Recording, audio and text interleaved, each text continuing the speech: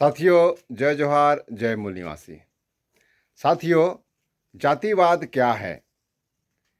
हम जातियों में क्यों लड़ रहे हैं?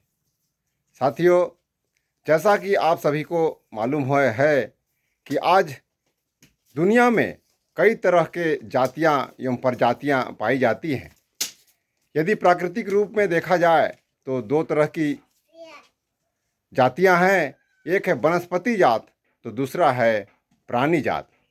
साथियों, गौरतलब है कि आज जितने तरह की वनस्पतियां हैं, कहीं उससे भी ज़्यादा आज जीवों की जातियां एवं प्रजातियां पाई जाती हैं।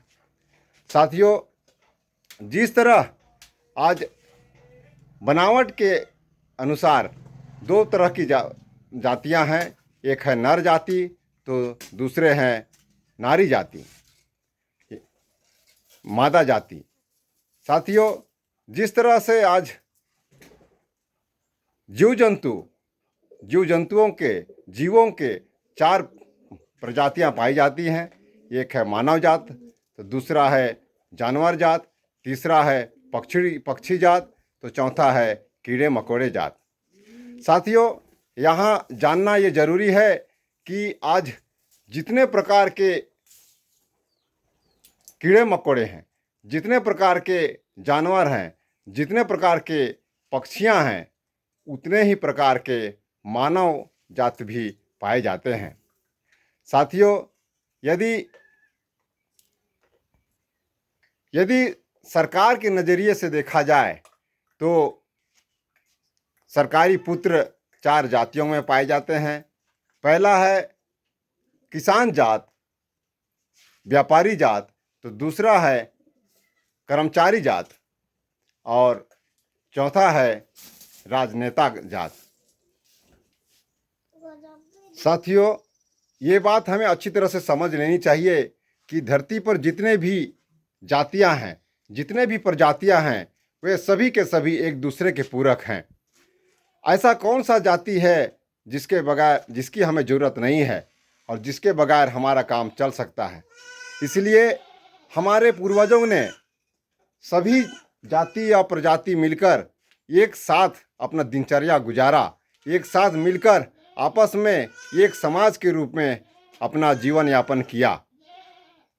ये अलग बात है कि कुछ कारण ऐसी हैं जिससे कि हमारे पूर्वजों ने अंतरजातीय विवाह नहीं किया, या यूं कहें कि सभी लोग अपने अपने जाति एवं प्रजाति के बीच ही अपना विवाह संबंध रचाया।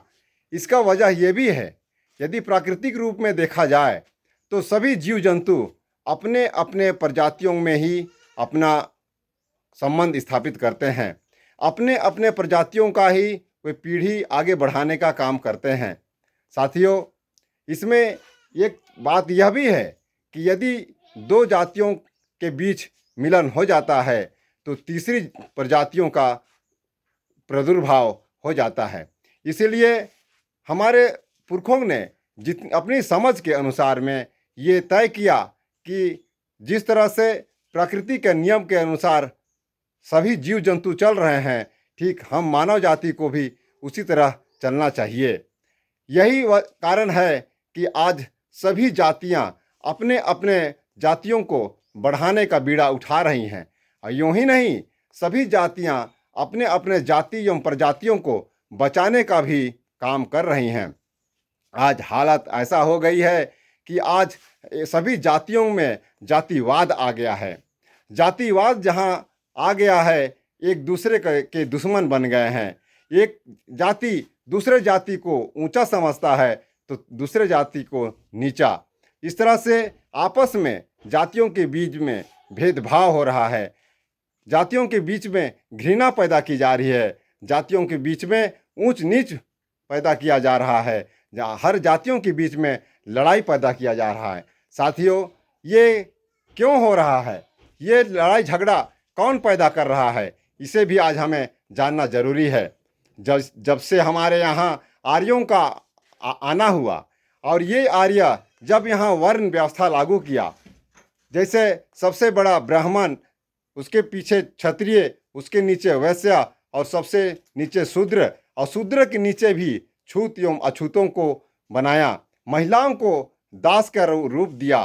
तब से इन जातियों के बीच में लड़ाई झगड़ा प्रारंभ हो गया है। इन जातियों के बीच में मन मुटाव, गिला शिकवा प्रारंभ हो गया है। हम जो मानव जात के लोग एक साथ एक समाज के रूप में जीवन यापन कर रहे थे, आज हम एक दूसरे का दुश्मन बन गए हैं, एक दूसरे का बैरी बन गए हैं। और इतना ही नहीं, आज हम अपने ही जात को नहीं पहचान रहे हैं, अपने ही लोगों को नहीं पहचान रहे हैं, अपने ही परिवार को नहीं पहचान रहे हैं, और हमारे दुश्मनों के गिरोह में आकर हम अपनों को बर्बाद कर रहे हैं। और सभी जातियां अपने जातियों की सुरक्षा करने के बजाय बाहरी जातियों को बढ़ावा दे रही हैं, उन्हें संरक्षण प्रदान कर रही हैं। ऐसे में भला हमारा बचना कैसे संभव है?